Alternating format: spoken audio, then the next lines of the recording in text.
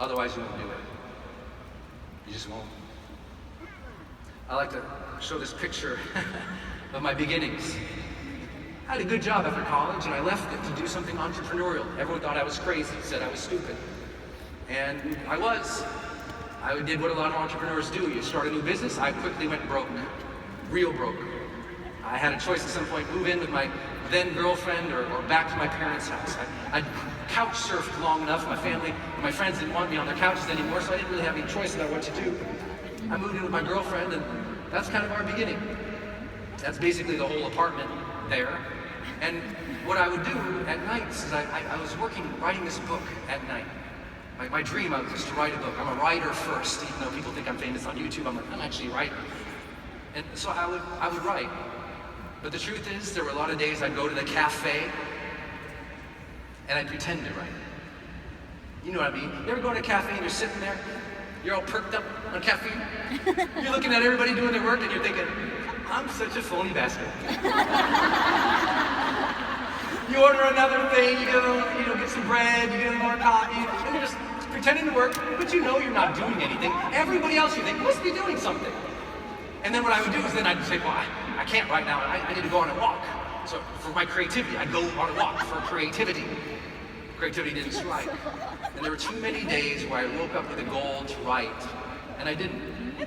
And I was going back to this little tiny apartment where everything was starting for us. And that's basically the apartment. I mean, I'd wheel around that little table and write at night. And then one night, I'm struggling writing, and I'm writing, and just kind of screwing around a little bit, and I'd gone totally broke, bankrupt. And the room was so small, you can see I kind of used the bed as my extended desk. I put all of my papers and bills and vision boards all over the bed.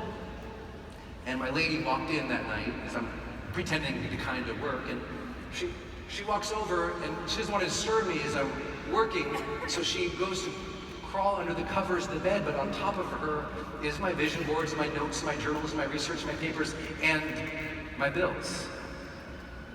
And I'm writing, and I look over, and I see my woman sleeping under the weight of my bills.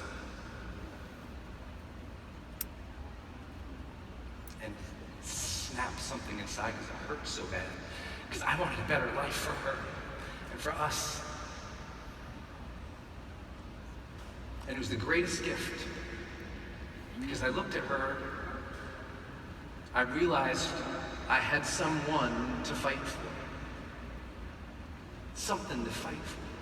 The next day, I wrote. The next day, I wrote. The next day, I wrote. This September, my next book, High Performance Habits, comes out, my 6th book since that day. Thank you. We started small, my first seminar room, that's it. Some of you have been to our seminars of thousands of people. That's my first one. That's the whole room. Here's the other angle. 22 people, less than half of them paid. I counted my mom, who was helping us do it, and every time the guy came in with the water, I counted him too. Now we got these big events, High Performance Academy, all over the world. And now, because I found something to fight for, I stand up here, I look around this room, right now,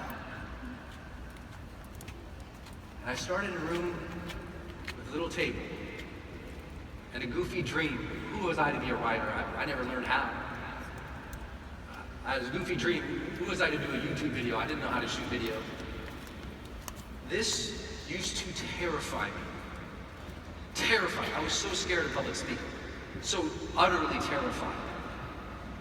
Today, it's still a little scary. But for me, I was willing to raise my ambition.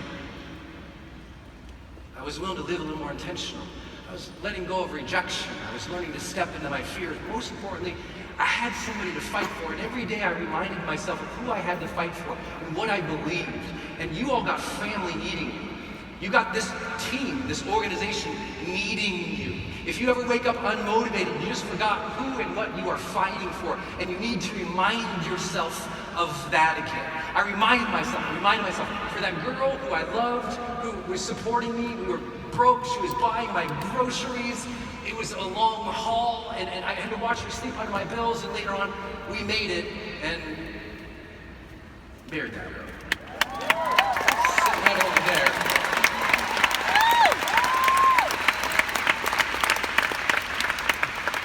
I said at the beginning, you're all gonna walk at some point in your life and make that switch where you allow yourself to go in another ambition. You're going to decide, commit, and succeed.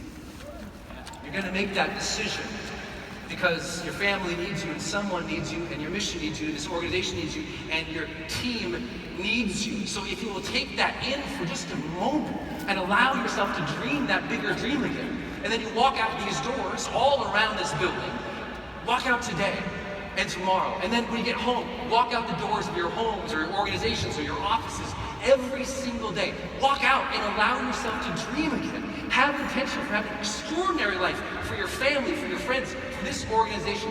Allow yourself to put yourself in front of rejection. Address those fears.